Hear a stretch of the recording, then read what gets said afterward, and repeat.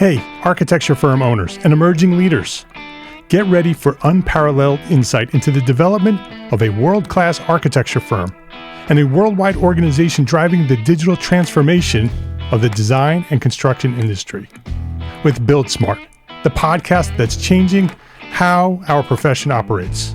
We share the incredible stories behind innovation in the building industry with my friend and co-host, Patrick McLeamy, FAIA, former CEO of the international architecture firm, HOK.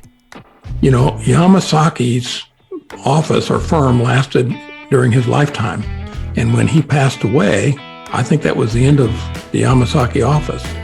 Helmut did not want that. He wanted a firm that would live out and grow beyond the founders. In Season 1, discover the untold stories behind HOK's meteoric rise, from 150 employees in St. Louis to a powerhouse with over 1,900 staff members and 27 offices worldwide. You know, they weren't as polite as the Kojima people. That was just boom. And anytime you have a creditor, whether it's Kojima or the bank, that wants their money, unless you can raise money someplace else, you are out of business. Bankrupt. And hold on tight for Season 2, where Patrick takes us on a new adventure as chairman of Building Smart International, shaping the future of digital transformation in the design, construction, and operation of built assets. Ian Howell, Ken Harold, and I, Ken was my technical representative from HOK. The three of us took a tour of Europe of 5 cities in 5 days. Very busy time. Simply follow the link in the show notes to subscribe to Build Smart now and uncover lessons that will transform you and your architecture firm.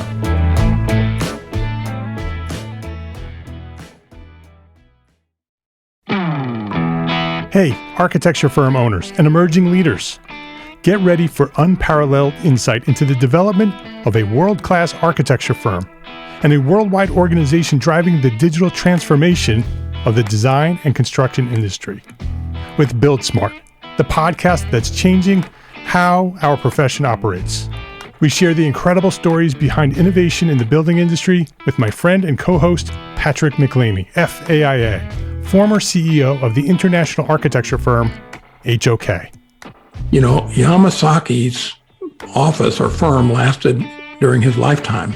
And when he passed away, I think that was the end of the Yamasaki office. Helmut did not want that. He wanted a firm that would live out and grow beyond the founders.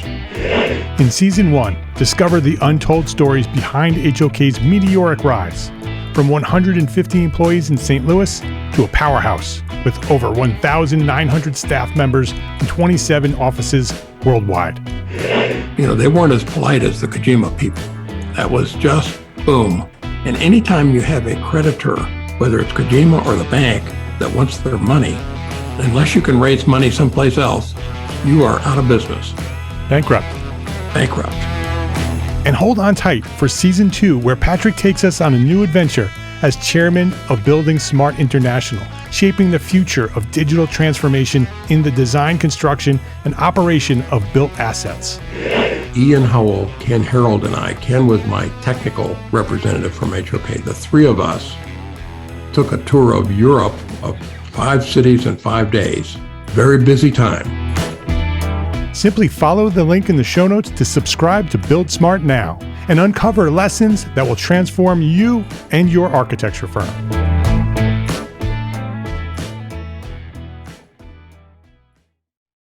There is a better way to practice architecture.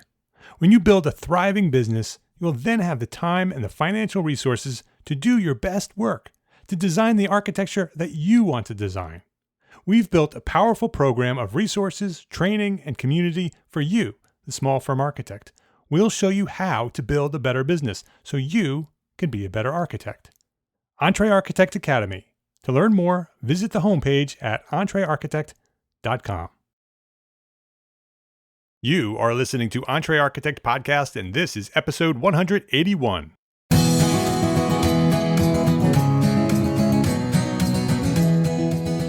Welcome back to the EntreArchitect Podcast. My name is Mark R. LePage, and this is the podcast dedicated to a successful life as a small firm architect. Whether you have plans to someday start your own firm Whether you're in the process of launching a startup or you might be an experienced small firm architect just trying to make a difference, this podcast is for you. My goal is to inspire you to build a better business so that you may pursue your purpose with passion and live the life of your dreams.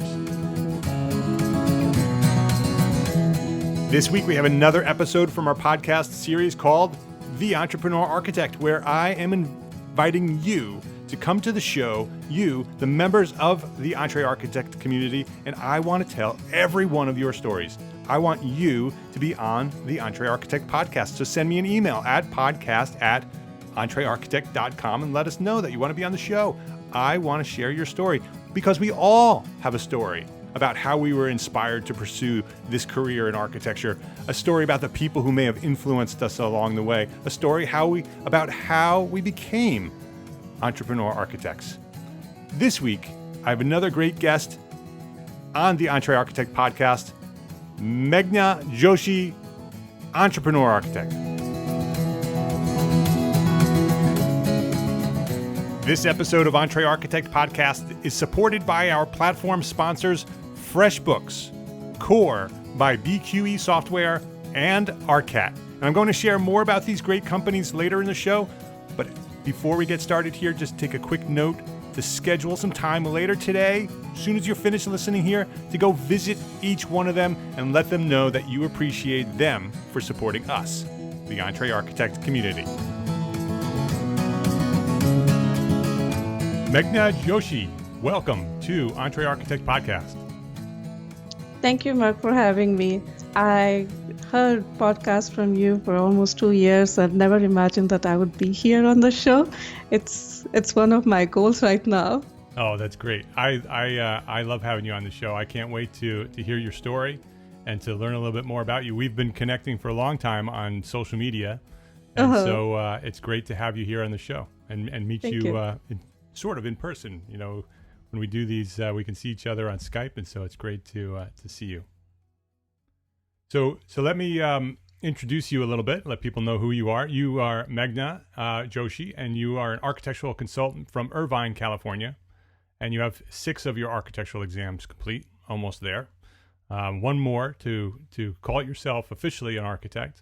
You are the founder of Women in Architecture Committee at AIA Orange County in California. Also the Communications Committee team member for AIA California Council and the AIA Orange County.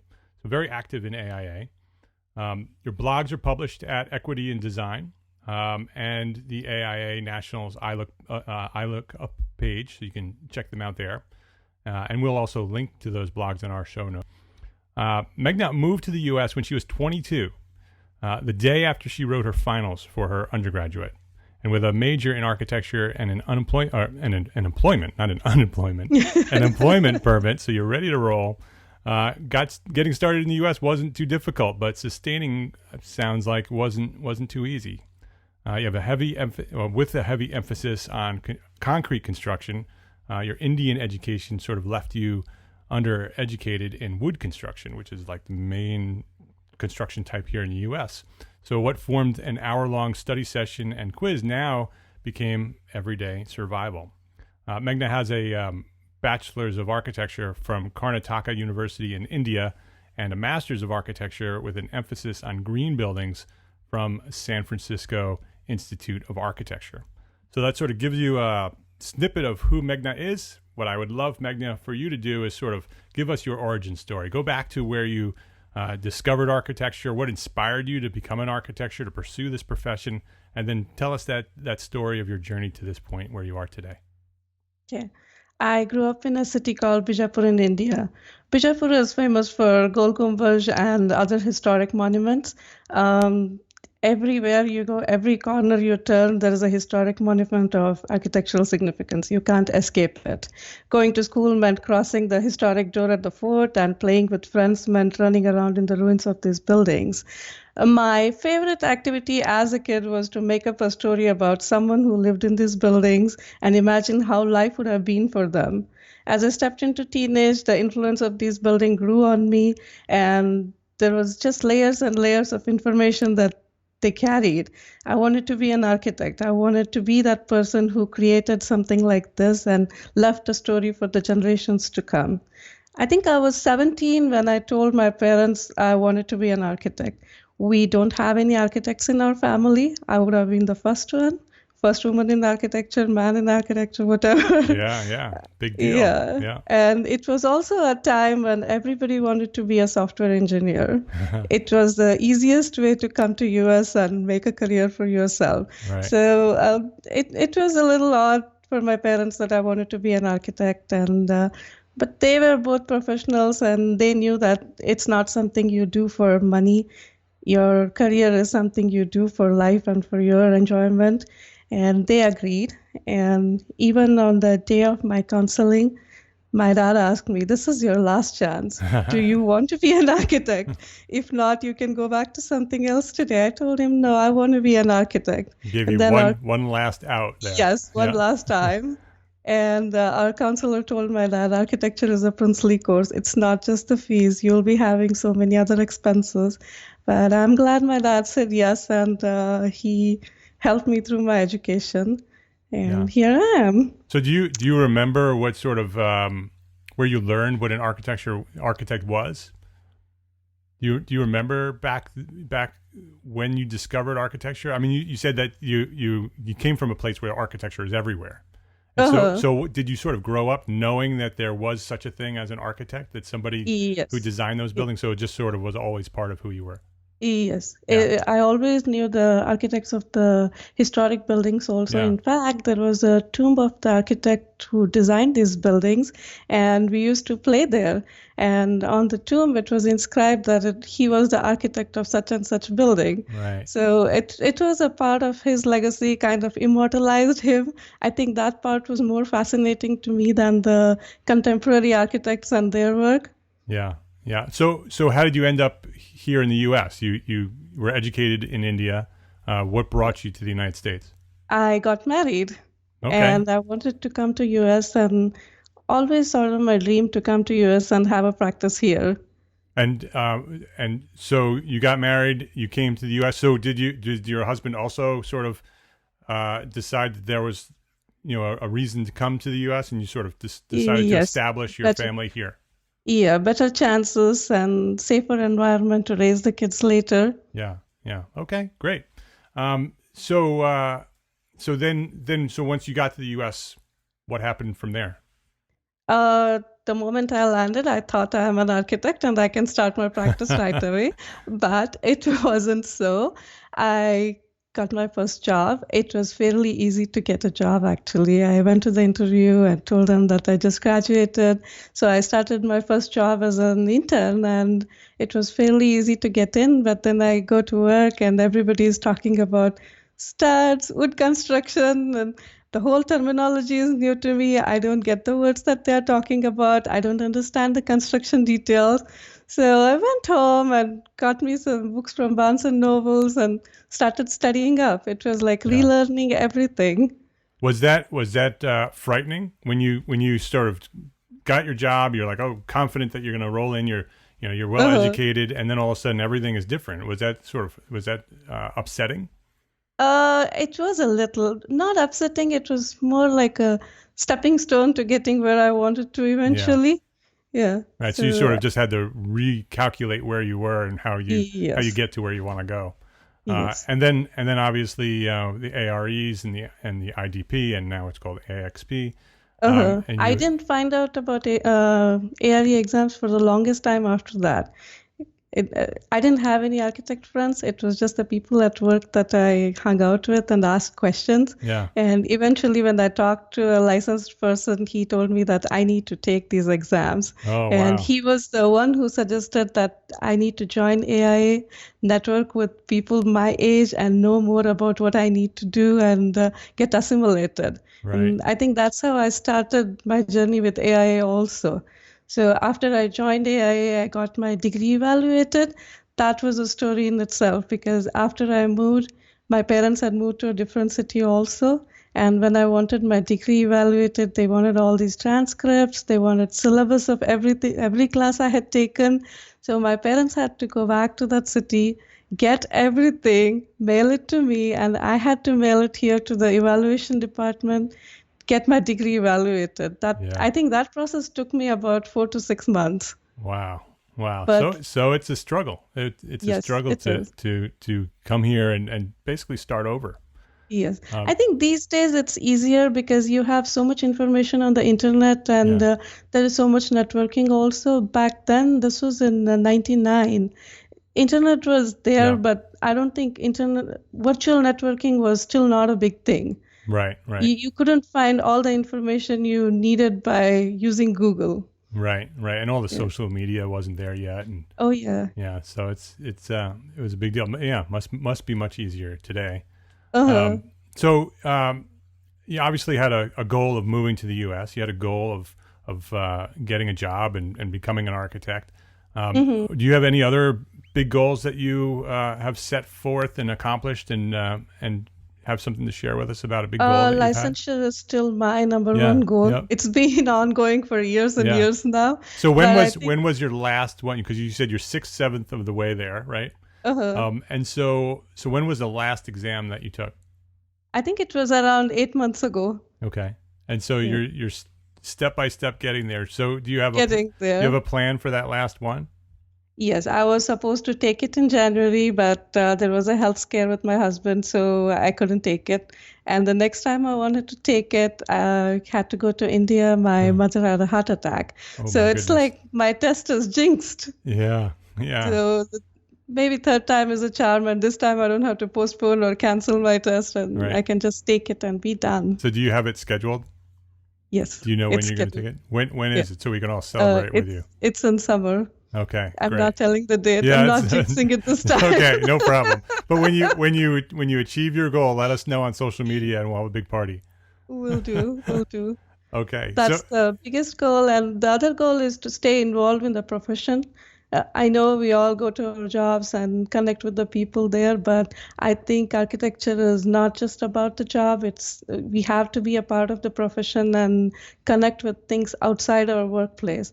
So being with AIA is another goal of mine, and connecting with more architects, connecting with the profession, knowing what's going on and being a part of it. That's a secondary goal and ongoing goal.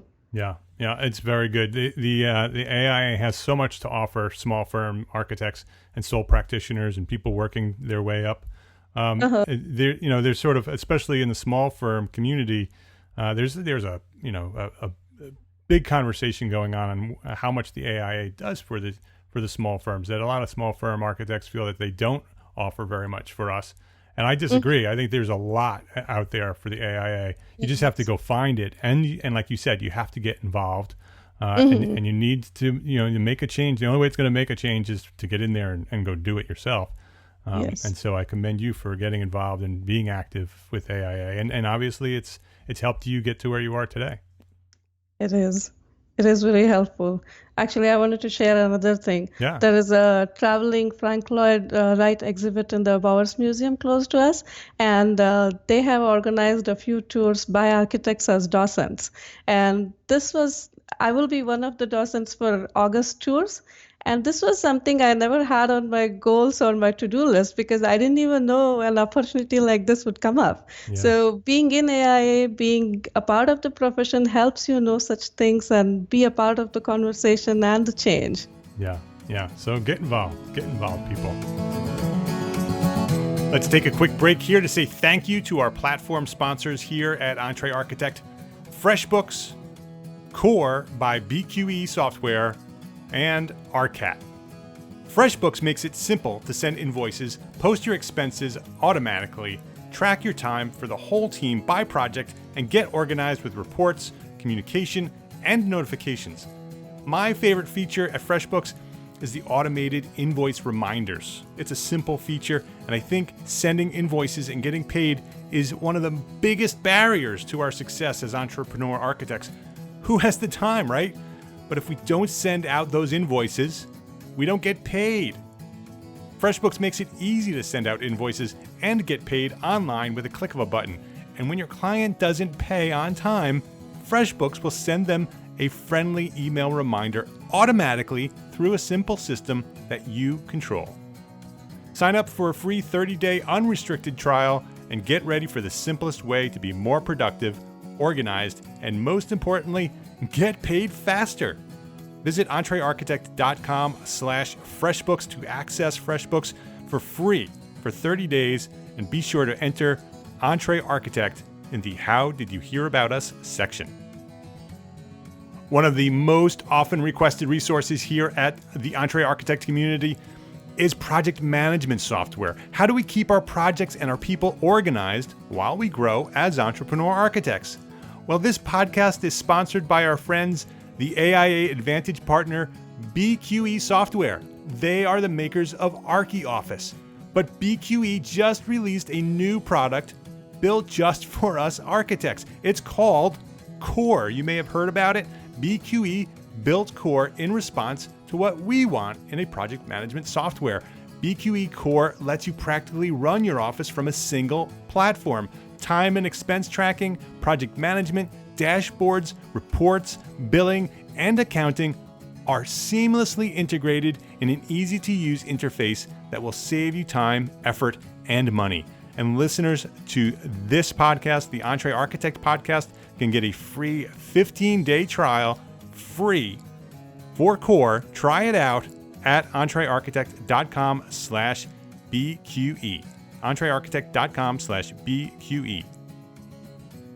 If you've been listening to this podcast anytime during the last few months, you've heard me talk about our friends, ARCAT. And hopefully you're using their free resources every day as an architect. For those of you who have not yet checked them out, ARCAT's a great tool for us small firm architects. ARCAT has a huge library of free content, CAD, BIM, specifications, and tons more. And they've done all the work for you.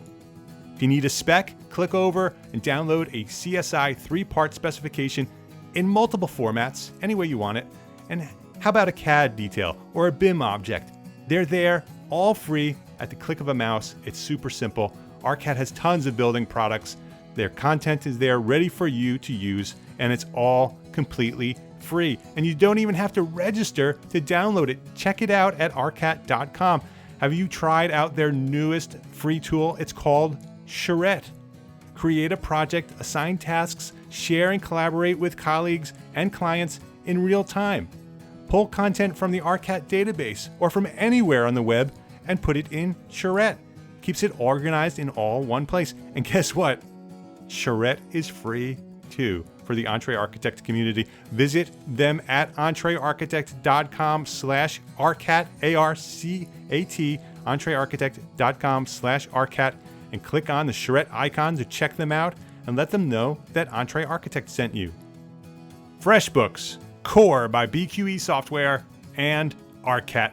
Please visit our platform sponsors today and thank them for supporting you, the EntreArchitect community. How about a struggle? Have you obviously coming from India to the U.S. and finding that everything is different? Was that your big struggle, or do you have other struggles you want to share? No, actually, I want to share something else. Yeah. So about 4 years ago, I used to work as a stipulated sum consultant, and I was working on a multifamily project. And this was with an architect that I worked with other projects also. So we had a sort of friendship and camaraderie going on. And I wrote contracts still, even though it was mostly verbal. I didn't leave it to that. Still wrote contracts, made him sign. I signed, documented everything. And the project stopped midway. The client couldn't get funding, and the project stopped around 40% of the work through. And by that time, we had spent a lot of time working on the drawings, and we had all-nighters, we worked weekends and all that. But at the end of the project, when the client paid the architect, I didn't get paid what was rightfully my share. Yeah, I saw that coming. Yeah. So what happened? But then luckily I had written the contract that said, in case of termination, I need to be paid this, and this. And I did demand what was rightfully mine. I did get what I wanted, but it kind of strained the relationship also. Yeah. After that, I didn't have the same enthusiasm working with him. It was not, before that, I would take ownership of a project even though I was a consultant. But after that, it just ruined my enthusiasm. And eventually we parted ways and I worked with different architects. But yeah, that was a huge struggle for me to go up to him and tell him that, hey, this is what you need to pay me and you need to do the thing. Right. Well, that's a great lesson for people listening. I mean, for one, have the contract, even if it's a friend, right? Because that's Right. what saved you. Don't leave gray zones when it comes to money. Right. Yeah. So have it written down and then use it.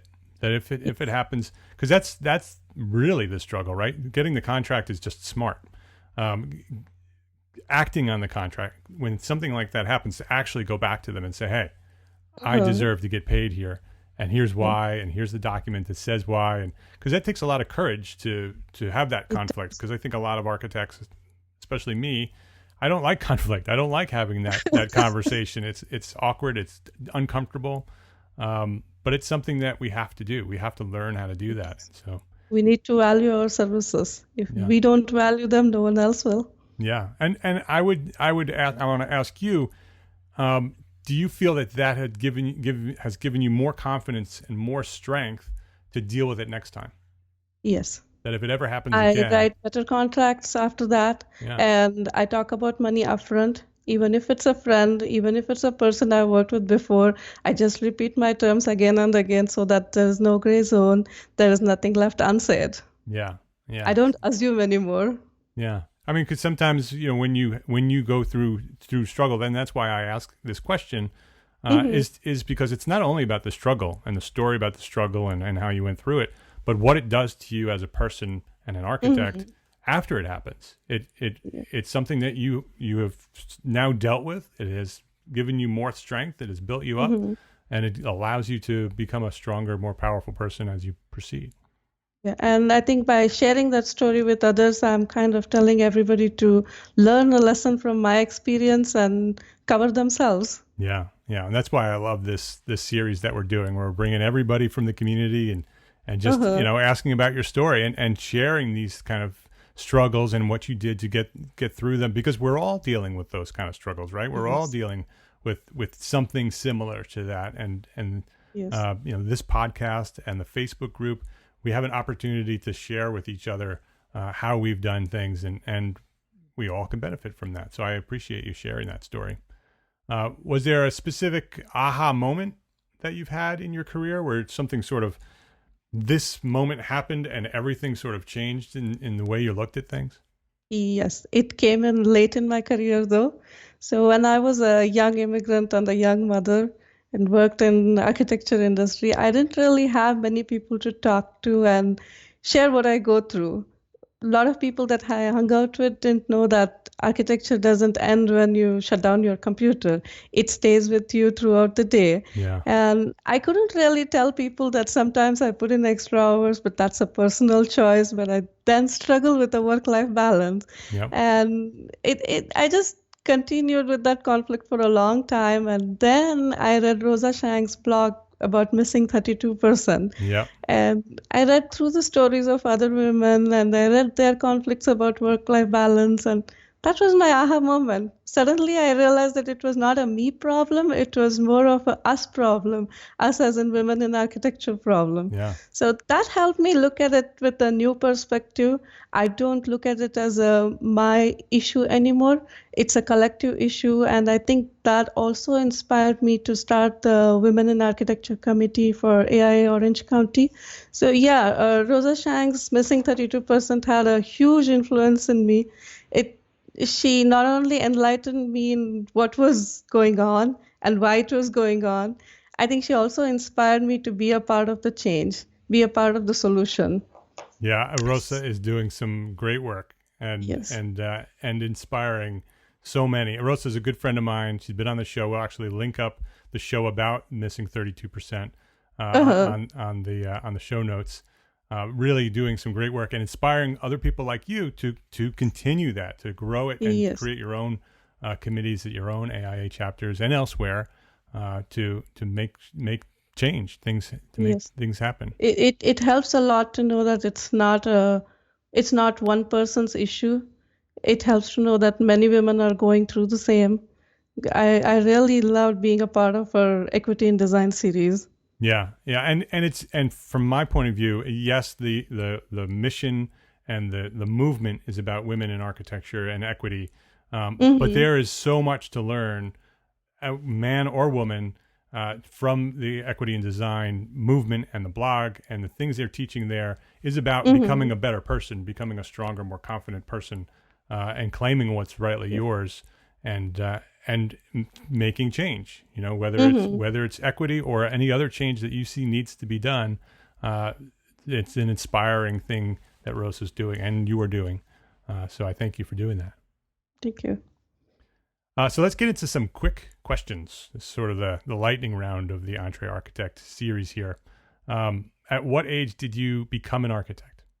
Or actually, at what age did you decide to become an architect? I always miss that 17. question. 17. Yeah. So it was a firm decision at 17. There was no going back. Yeah.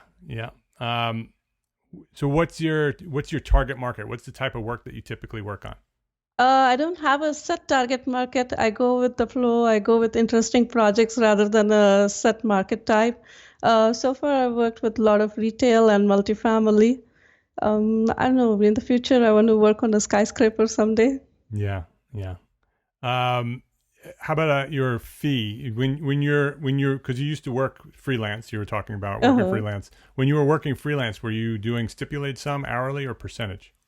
Stipulated sum. So it's stipulated sum. You just sort of decide this is the scope of work. This is how much it's going to cost, and we do the work, and you pay me. Mm-hmm. Okay. Other than architecture, what makes you happy? You have any hobbies or passions? I blog. I take a lot of pictures, and I'm very active on Instagram. Keep posting about buildings, things that interest me, and I volunteer at the AIA chapter. That's how I kind of work on my architecture passions and related passions. Yeah. And I attend architecture film festivals. I travel a lot, and every time we travel, we have to go to some place that has architectural significance. Yeah. You never get away from it. Yes. What's the best advice you ever received? Get licensed. Yeah, that's a good one. How about a personal habit or a daily routine that contributes to your success? I keep a to-do list, be it for personal things or professional things. I have a to-do list, and I have priority order. I start the things that need to be done that day. It helps me to get the important things done. Is that a paper list or is that paper online? list? Yep. So just a notepad just and a piece pencil. of paper. Yeah. Yeah. And so do you integrate your work list and your personal list? No, I don't. So it's two separate lists. Two separate lists. Personal list is on the fridge at home, and work list is at work. Yep. Okay. How about a recommended app or an internet resource? EntreArchitect website, of course. I learned a lot of things from your website, and Architect blogs. I love Bob Borson's blogs, and I love everybody who writes for Architalks. And Archispeak podcast, that's very interesting. I love that too. And Facebook group for EntreArchitects. There's a lot of knowledge to be shared there too. Yeah, it's a great group. I love the Architalks series. For anybody who doesn't know, the Architalks series, you can search the hashtag Architalks, and it's a couple dozen, 50, 60 architects now writing all on the same subject at the same time every month. So every month it's posted. All the architects, they all publish at the same time, and they all write about the same topic. And it's very interesting to see the different perspectives and the different angles architects write about, because they're just sort of given a few words as the topic, and then we all write about that topic. And so Meghna has been a contributor to that, and we'll post her blog link on our show notes as well, so we can get you over there. Also, your Instagram, we'll post that also on the okay. We'll get people to follow what you're doing over there. Okay, thank you. How about a recommended book, and why would you recommend it? My favorite book is Eames' Beautiful Details. My daughter calls it a picture book, but the book makes me happy. Charles and Ray Eames are my favorite architects, and at the end of the day, sometimes I just want to look at the details. They find in all these everyday things and be inspired by them. It's a very inspirational picture book. Yeah. I haven't looked at that one. I'll have to look at that one. So this is the question that I ask everybody, whether it's on this series or whether it's an expert coming on and teaching us something. But what is one thing an entrepreneur architect can do today to build a better business for tomorrow? That's sort of a question that's sort of, it's something that you can focus on right away and see some results in a relatively short time. Respect your time and value your talents always. No, that's a good one. That's a very good one. How about a parting piece of guidance, and then we'll wrap up with how we can connect with you. Be open to new ideas and diverse experiences. Life has a lot to offer. Just be open to everything new. And then what's the best way, if somebody wanted to reach out to you and say hi and connect with you, what's the best way to connect with you? On LinkedIn, Instagram, Twitter, and on the Facebook group for EntreArchitect. Okay. And we'll have links to all of that. So you can just go to EntreArchitect.com. We'll have links to everything that you can connect to with Meghana. Meghana, thank you very much for joining me here today at EntreArchitect Podcast at the Entrepreneur Architect Series and for sharing your knowledge here with us today. Thanks for having me, Mark. If you liked what we shared here today, I have one simple request for you. Share it with a friend. Pick one friend, just one, that you think might benefit from this episode, and share a link for this show with them. Complete show notes and a direct link to download this episode will be found at EntreArchitect.com/episode 181. That's the link to share, EntreArchitect.com/episode 181. And don't forget to visit the website to learn more about EntreArchitect Academy, our private online membership program that's built for you, the small firm entrepreneur architect. If you're struggling, if you're trying to figure out how to get your business to work, you can build a better business. I promise you, we can show you how. To learn more, visit the homepage today at EntreArchitect.com. My name is Mark Arlepage, and I am an entrepreneur architect, and I encourage you to go build a better business so you can be a better architect. Think about it. Love, learn, and share what you know. Thanks for listening. Have a great week.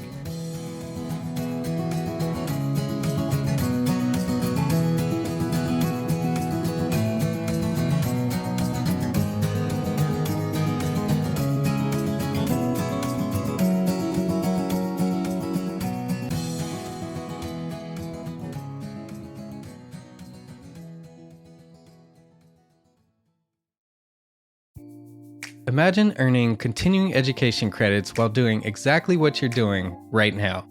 Well, you can.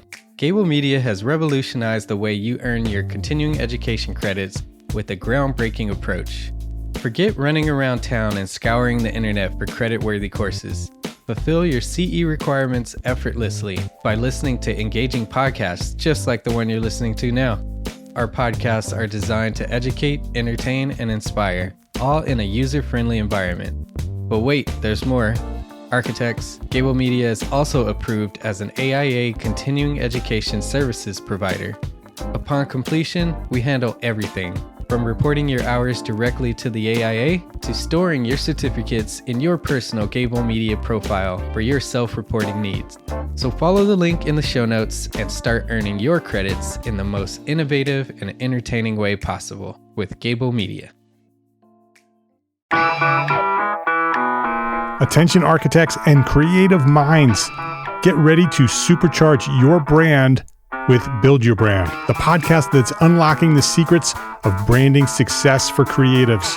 Hey there, it's Mark Arlepage, founder of EntreArchitect, and I'm inviting you to join my friend, architect marketing expert Jeff Eccles at Build Your Brand podcast, where he explores the captivating stories of the world's top brands and transforms their lessons into powerful moves for small firm architects and creatives like you. In Season 1, Jeff shares the thrilling tale of Southwest Airlines, where he dissects their journey to the summit and distills it into strategies tailor-made for you. It's important to keep in mind that companies like Southwest compete in the real world, just like you, and face real-world challenges, just like you. You might be surprised at how similar those challenges are to the struggles that you grapple with on a day-to-day basis. Don't miss out on your blueprint for success. Subscribe, tune in, and let's build your brand together. You may have noticed that the very best brands in the world are also known for having somewhat unique corporate cultures. That's often the glue that holds everything together when they encounter those rough spots. We don't do it because it inconveniences the passengers to whom we are primarily dedicated, the short haul, frequent flyer. Follow the link in the show notes to subscribe to Build Your Brand today. Remember, no matter the size, the journey's the same. Your brand's journey to the top starts here.